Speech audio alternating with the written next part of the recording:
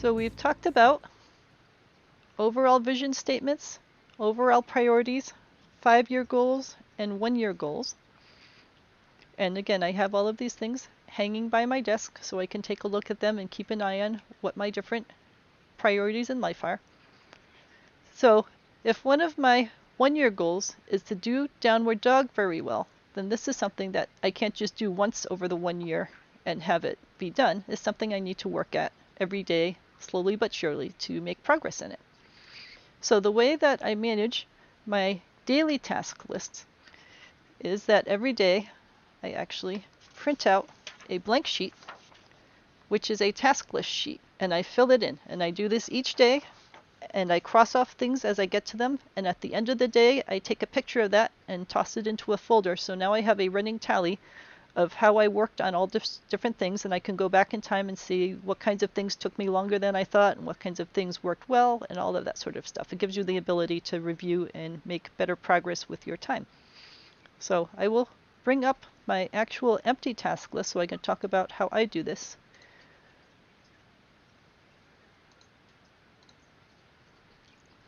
All right. So this is my method for managing my tasks. It could be that you work much better with a cell phone app, or that you work better with a printed journal, or that you work better with all sorts of other systems, actual physical day timer. There's many different ways to manage to-do lists. If you're having challenges with the one you're currently using, it's a good idea to try different other types of systems, because each of us works well with a different kind of system, and it could be that something that worked well for you in one stage of your life now doesn't work well for you at all, and a different system would work perfectly. So be open to the idea of trying different systems, see what works for you, adjust things, see if maybe an adjustment helps it work better for you, because it's your own life and your own time that is being managed here, and you want to do that as efficiently as you can for your mindset. You know, we all have different, some of us have OCD, some of us are ADHD, and all that kind of stuff. So whatever works well for you is the way that you should work for yourself. So for me, this works best because the act of writing things down really reminds me each morning what I should be working on. And if I have to keep writing the same thing over and over and over again, day after day, it becomes an emotional trigger for me that I want to get this thing done so I get it off the list. So that's why, part of why this works well for me. So each day I write the date at the top. So Lisa's items for, and then Monday, whatever the date is. There are things at the top that are hard-coded on there, which are chore types of things that need to get done every day, and it doesn't help me to write it every day because I don't want to get tired of doing a Sutton promotion or a Boston writing promotion or so on.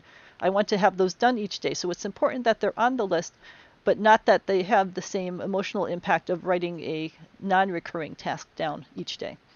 So the promo things are all for book promos, and they're things that I can only do once a day because of the rules of the different retreat groups. So each day I need to do one, and if I miss doing one, then I've lost my opportunity for a free promotion, which would be sad.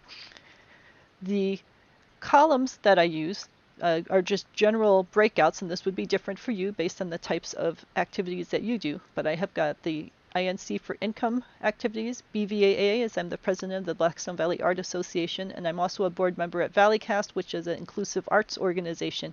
So any of my art volunteer work goes into the BVAA column. Home is for home stuff. You know, we did stain the side of the house and that sort of thing. So that goes in the home category. And then MKT is marketing, which aren't necessarily directly income drawing, but they are things that build the brand of my books and my art and all that sort of stuff, which eventually at some point should become income drawing. So those are the 4 main areas that I work in. And I try to categorize things I put in one of those categories.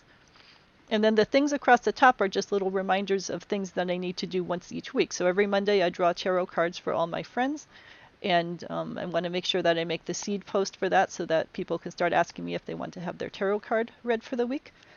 And also Sutton Business, we have a Facebook page for the town I live in, and every Monday they let you do a business promotion, and again, that's something that's free and it only happens once a week, and if I miss it then I'm out of luck until the next Monday, so I want to make sure that I do that. And then Wednesdays I'm part of a Do Not Complain project. Thursday I write weekly letters to my family members and that sort of stuff. So these are all the top things, are things that I want to remember to get done each week so that I don't lose track of the time. So with those things set on there for the basic framework, then I write in the other kinds of tasks that I want to get done for that given day. And again, you don't want to fill this with 800 items in it, because then it becomes less useful if there's too much stuff on there and you just feel like you never get anything done. But you also want to write a few more items than you think you could get done. So that way, if one of the items gets stalled or stuck, you have something else that you can hop over to. So it's okay not to get everything done on the list. You know that going into it, that you're going to have extra items that are going to roll over, and that you are putting extra things on the list just so that you have a backup plan. That way, if you have a problem getting to one of the things, you just move on to something else. And it's good to put a mix of length of items on this list. So that way, if something gets stuck and you've got 10 minutes before you can get back to it, you can pop over to something else and say, oh, that's a short little 10-minute item. I will get that off the list.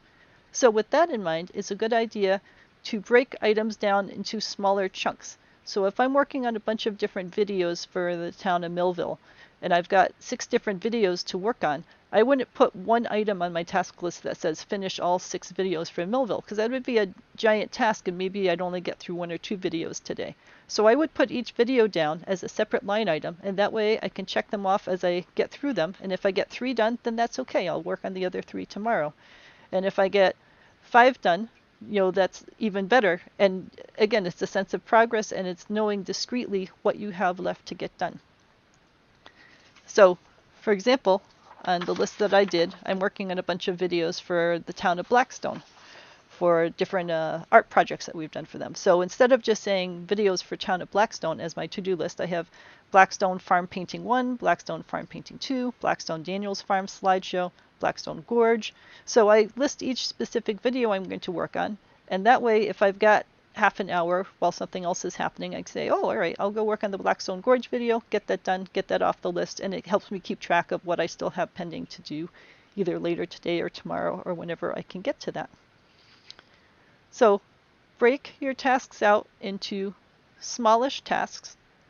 Put as many as you think you can get done for the day, plus a couple more so that you have things of different lengths and different interests and all that kind of stuff. And if you don't get something done, that's okay. If you do get things done, then you cross them off. And at the end of the day, you take a picture of this day's one, and then you keep it so that the next morning you're able to fill in any carryover items onto the next day's list, and then start making new items for the next day. So in general, the thought is that these things are going to be very specific, because they are specific tasks that you're going to do. You're going to know when you finished one of these tasks so you can cross it off the list. They're actionable. They're things that you know you can get done today. You shouldn't put something on here that you can't get done necessarily because there's other steps involved beforehand. So if you're going to buy a car, you wouldn't just say buy a car on here. You might say research great cars under 15,000 or whatever your budget is going to be. Put it in the steps. Do the research the car steps, maybe do the research which local car dealerships have cars in that range for you. And the more that you're able to put in little steps, the more likely you are to get the pieces done, because you'll be able to tackle things one at a time. And it's also worth mentioning that there will be times that you are full of energy for doing one type of thing, and then other times when you're drained of energy, but you're still able to do a different kind of thing. And by having all of your tasks listed out in small manageable chunks, you could say, all right, I've got lots of energy, I'll go work on staining the side of the house today. Or another time you say, all right, I'm really drained and I don't have energy, but I can sit here and proofread a book for a friend of mine. So it's good to have a mix of tasks on there, and to know that you won't always be able to work on specific tasks for energy reasons or rain reasons or all sorts of other reasons. And having a variety of options on there helps you use your time efficiently and effectively. Hello, kitten. Are you helping? You are so helpful. So I fill this task list out each morning. I have the previous day's task list available to make sure that I get things carried over that I need to carry over, and then I take pictures of the old task list and toss the task list into the recycle bin, so that I am not building any clutter up, but I have access to that old information if I need to review it for some reason and see how I can maybe improve the way I am working on things. So let me know if you have any questions about managing your daily task list. And the items on the daily task list sometimes are just standalone things, depending on how your life is going. But you also want to keep an eye on your 1-year goals, which is over here. You want to keep an eye on your 1-year goals and make sure that at least occasionally the things that are on your daily task list will help you make progress towards one of these goals. Because if you are never ever working on the Native American Courtship Traditions book and a whole year goes by, then you're never going to finish the book because you've never made any progress. So it's good to look at that and say, all right, step 1 is just rereading chapter 1 that I wrote and see what I think of it. Again, make small, manageable little chunks. Don't put giant chunks like finish the book this day. Make a little tiny chunk so that you can work towards it and make progress. And as you make progress and check things off your list, it generally gives you energy and happiness to keep making forward progress to get the whole thing off your list. All right, any questions about maintaining a daily to-do list, how to put things on the to-do list that are likely to get done, and then how to make forward progress from your to-do list towards your longer-term goals?